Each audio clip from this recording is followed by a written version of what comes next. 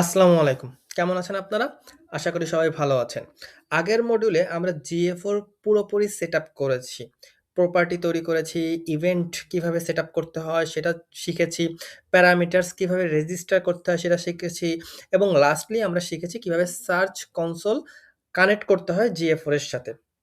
আজকে থেকে আমাদের নতুন মডিউল শুরু হচ্ছে এবং এই মডিউলে আমরা যা সেটআপ করেছি এই পর্যন্ত সবকিছুর ডেটা আমরা পাবো এবং সেই ডেটার ইনসাইট গুলো নিয়ে কিভাবে আপনি একটা মার্কেটিং সাকসেস ফর্মুলা ক্রিয়েট করবেন সেটা আমরা ইভালুয়েট করব।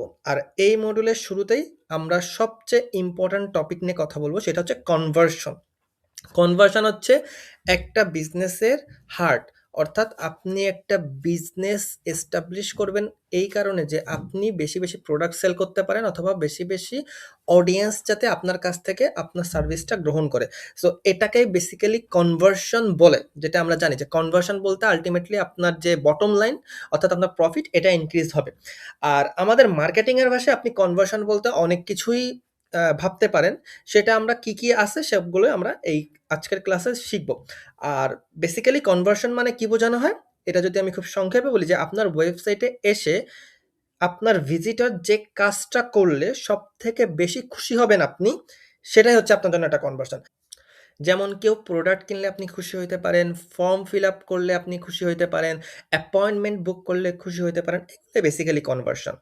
আর পুরনো যে ইউনিভার্সাল অ্যানালাইটিক্সটা ছিল, ওই ইউনিভার্সাল অ্যানালাইটিক্সে এই যে আজকে আমরা যে কনভার্সন নিয়ে কথা বলতেছি, এই কনভার্সনটা বেসিক্যালি বলা হয়তো একেকটা গোল। অর্থাৎ আপনি আপনার ওয়েবসাইট একটা সার্ভিস ওয়েবসাইট আপনি লেটস সে কনসালটেন্সি প্রোভাইড করেন।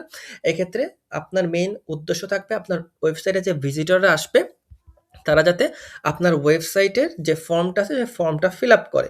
So it is basically your goals and পুরোনো ইউনিভার্সাল অ্যানালিটিক্সে এটাই ছিল কনভার্সন, এটাই গোল হিসেবে সেখানে ছিল, যেটা গুগল অ্যানালিটিক্স 4-এ এটার নাম বদলে হয়ে গেছে কনভার্সন।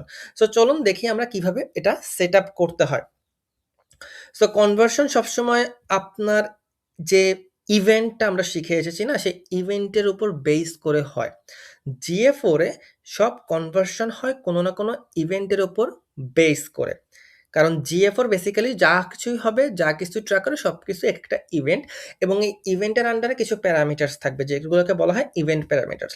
মানে কোনো কিছুকে যদি কনভার্সন হিসেবে মার্ক করতে হয় আপনাকে, তাহলে আগে সেটার জন্য আপনার একটা ইভেন্ট ক্রিয়েট করা থাকতে হবে। এটাই হচ্ছে GA4 এর কাজ। যেমন ধরেন আমি যদি একটা এক্সাম্পল দিই, আপনার ওয়েবসাইটে একটা ফর্ম আছে। সেই ফর্মটা সাকসেসফুলি সাবমিট করা হলে একটা থ্যাংক ইউ পেজ দেখাবে আপনার অডিয়েন্সকে। এখন আপনি চাইতেছেন ওই থ্যাংক ইউ পেজ দেখাকে কনভার্সন হিসেবে ট্র্যাক করতে GA4 এ।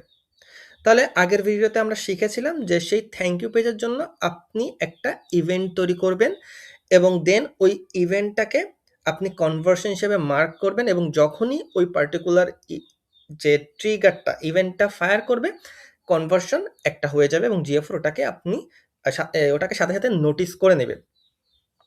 সো কিভাবে আমরা এগুলো করব আমরা সবকিছু একটু দেখি। যেমন ধরেন যে আমরা যদি অ্যাডমিন প্যানেলে যাই, ওখানে গেলে আমরা দেখতে পারবো যে কিভাবে আপনি ইভেন্টকে কনভার্সনে মার্ক করতে পারেন। এটা করা কিন্তু অনেক সহজ। তো আপনি অ্যাডমিন প্যানেলে আপনি স্ক্রল ডাউন করে নিচে আসেন। সেখান থেকে আপনার ডেটা ডিসপ্লে দেখতে পাচ্ছেন, ডেটা ডিসপ্লেতে যাবেন। সেখান থেকে আপনি ইভেন্টসে ক্লিক করবেন এবং এখানে আপনার সব ইভেন্ট এই যাবৎকালে যত ইভেন্ট আপনি করেছেন সবকিছুর লিস্ট আপনি এখানে দেখতে পাবেন এবং প্রতিটার পাশে একটা করে আপনি স্লাইডারও দেখতে পারবেন। যে ইভেন্টকে কনভার্সন বানাতে জাস্ট সেটা অন করে দিলে আপনার ওইটা ইভেন্ট হয়ে যাবে। তো চলুন আমি দেখি একটা করে আমরা সবকিছু খেয়াল করি। আচ্ছা, এই যে পার্টিকুলার ওয়েবসাইটটা, এই ওয়েবসাইটটায় আমাদের কোনো কনভার্সন সেটআপ করা নাই। আগে থেকে কোনো কিছু করা নাই। That's why you are not seeing that conversion section here. আপনি যখন অ্যাডমিন প্যানেল থেকে ডেটা ডিসপ্লের আন্ডারে ইভেন্টে আসবেন, আপনার ক্লায়েন্টের যদি ওয়েবসাইটটা একটা ই-কমার্স স্টোর হয় বা যেকোনো কিছু হয়, তাদের যদি কনভার্সনটা সেট আপ করা থাকে, তাহলে এখানে যখন কি ইভেন্ট লেখা দেখবেন, এই ঠিক এইখানে আরেকটা কলাম থাকবে যেখানে লেখা থাকবে কনভার্সন, কি কনভার্সন। তারপরে নিচে অন অফ ডেটা থাকবে। আপনি জাস্ট অনে ক্লিক করলে কনভার্সন অন হয়ে যাবে, অফ ক্লিক করলে কনভার্সন অফ হয়ে যাবে। আমি একটা ভিডিওর শেষে মানে এই ক্লাসটার শেষে আমি একটা ইমেজ দিয়ে দিব, সেখানে আপনি ভালোভাবে এটা দেখতে পারবেন। আপাতত আমার কোনো ওয়েবসাইটে এটা সেট করা নাই, সো আমি এটা দেখব যে পরবর্তীতে আমি এটা সেট করে আমি যদি পারি আমি একটা ভিডিও ক্রিয়েট করে দিব। সো আমি যদি কিছু সতর্ক কথা বলি যে আপনার যখন মানে এখানে তো সব ইভেন্ট আছে। আমি যত ইভেন্ট ক্রিয়েট করেছি, তাই না? এখন সব ইভেন্টের জন্যই কি আপনি সুন্দরভাবে এখানে কনভার্সন সেটআপ করে রাখবেন? মানে কি কনভার্সন হিসেবে দিয়ে দিবেন? যেমন ধরেন যে পেজ ভিউ যে ইভেন্ট আছে, এই ইভেন্টের জন্য তো আপনি কনভার্সন এখানে অন করবেন না। কারণ যত পেজ ভিউ হবে তত যদি আপনি কনভার্সন মনে করেন, পেজ ভিউ মানেই তো কনভার্সন না। আপনার দোকানে যদি লো কাস্টমার আসে, এইটা মানে তো সে আপনার দোকান থেকে প্রোডাক্ট কিনবে না। তারা তো দেখেও চলে যাইতে পারে, তাই না? সো এটা করা এতটাই সহজ যে কেউ যেকোনো ইভেন্টে কনভার্সন বানিয়ে দিতে পারে। সো আপনাকে আপনার GA4 অ্যানালাইটিক্স এর অ্যাক্সেসটা সবাইকে আপনি দিবেন না। যেমন কেউ যদি ভুল করে পেজ ভিউকে কনভার্সন বানিয়ে দেয়, যেটা আমি বলতেছিলাম যে তাহলে আপনার কনভার্সন রেট হয়ে যাবে 100%, যেটা ক্লিয়ারলি ভুল। আল্টিমেটলি আপনার বটম লাইনে প্রফিট হবে 0, বাট কনভার্সন হয়ে যাবে 100%। তাই বড় কোম্পানিগুলো বেসিক্যালি কি করে যে সবাইকে এডিট অ্যাক্সেসটা দেয় না। হ্যাঁ? সো আপনারও ঠিক সেই বিষয়টা করা উচিত। এখন ইভেন্ট এখনো যদি না হয়, মানে কোনো ইভেন্ট না থাকলেও কি কনভার্সন সেট করা যায়? চলুন আমরা এটা নিয়ে একটু দেখি যে অ্যাডমিনে ডেটা ডিসপ্লে, আমরা অ্যাডমিনে গেছি। অ্যাডমিনে যাওয়ার পরে আমরা যদি একটু অ্যাডমিনে যাই, এটা হচ্ছে অ্যাডমিন। অ্যাডমিনের ডেটা ডিসপ্লের আন্ডারে আপনি কনভার্সন দেখতে পারবেন, বাট এখানে আমার ওয়েবসাইটে কনভার্সন রিলেটেড কোনো ডেটা নাই এই পার্টিকুলার GA4 এর ড্যাশবোর্ডে, এবং আমি অন্যগুলো চেক করেছি ওখানেও ডেটাগুলো নাই। দ্যাটস ওয়াই এখানে কনভার্সনের কোনো কিছু আসতেছে না। বাট কনভার্সন রেটের যদি কিছু হয় আমি জাস্ট সেটা নিয়ে সংক্ষেপে একটু ওভারভিউ দিচ্ছি। যেমন ধরেন যে অ্যাডমিন ডেটা ডিসপ্লের মধ্যে এখানেই আপনার ঠিক ইভেন্টস এন্ড পরে হচ্ছে কনভার্সন নামে আরেকটা সেকশন থাকবে, যেখান থেকে শুধু সেই ইভেন্টগুলো, যে ইভেন্টগুলোকে আপনি কনভার্সন হিসেবে মার্ক করেছেন সেই ইভেন্টগুলো দেখা নেবে। ওই যে একটু আগে যে ইভেন্টে গিয়েছিলাম।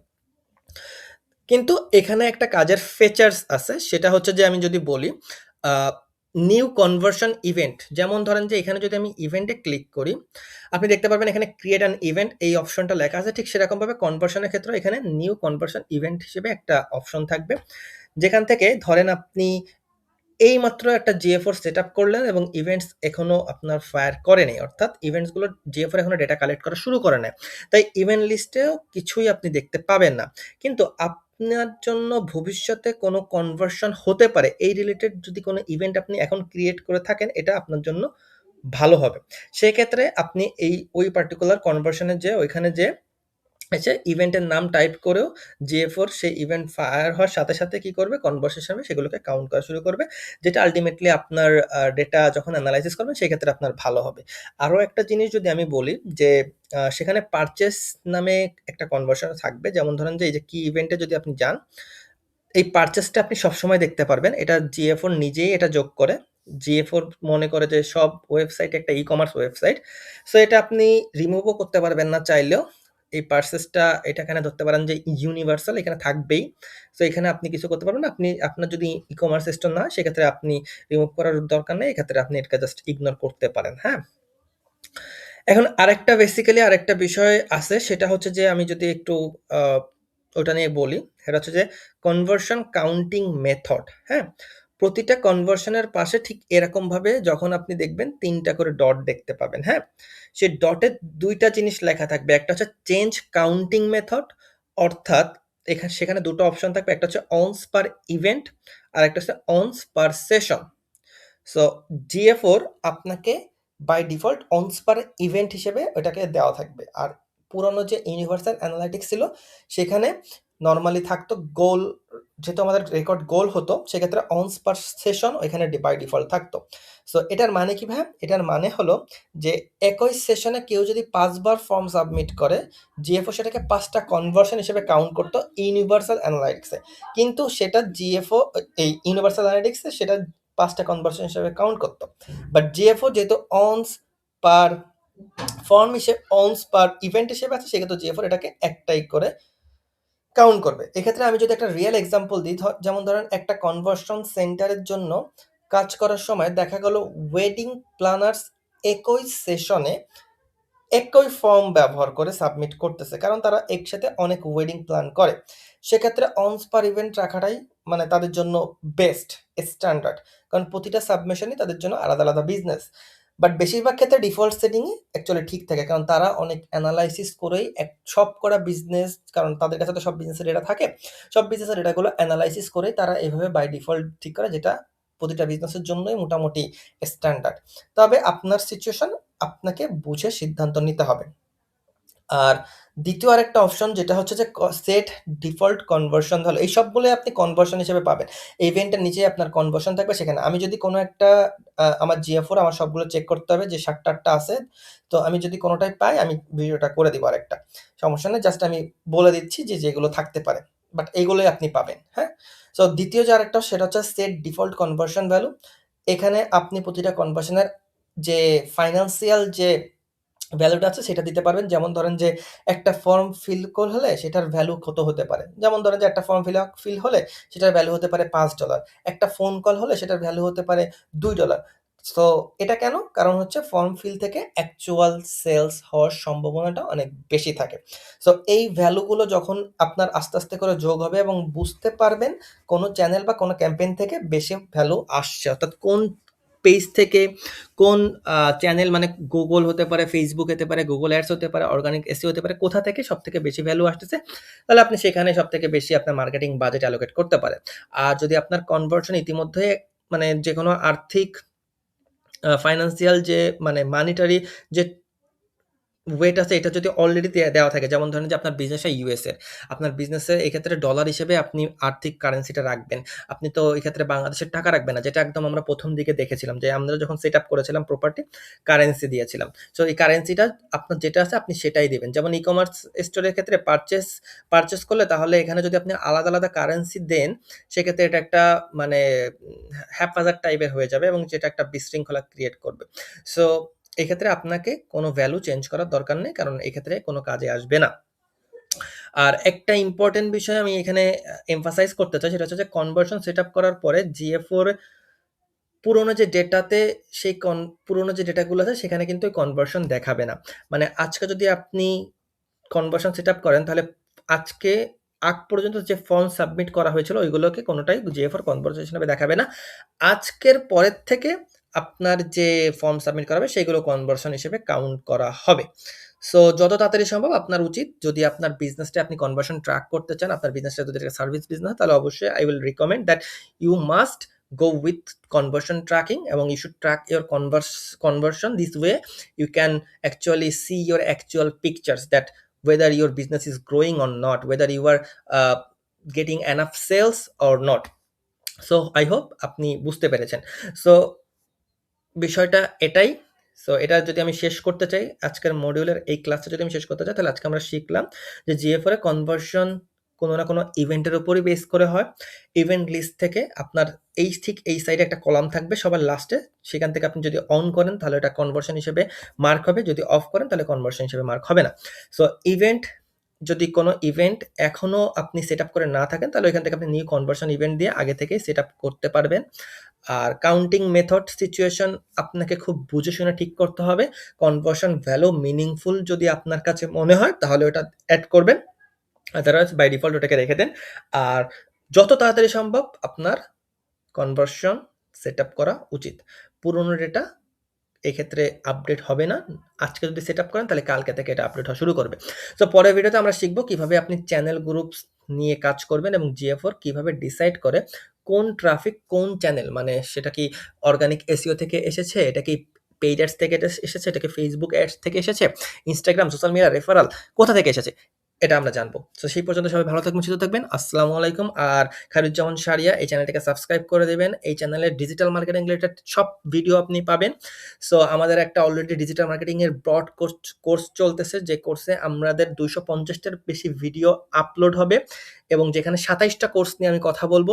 একদম শুরু থেকে একদম শেষ পর্যন্ত একটা বিজনেসের যত প্রকার মার্কেটিং আছে সব মার্কেটিং নিয়ে আমরা কথা বলবো।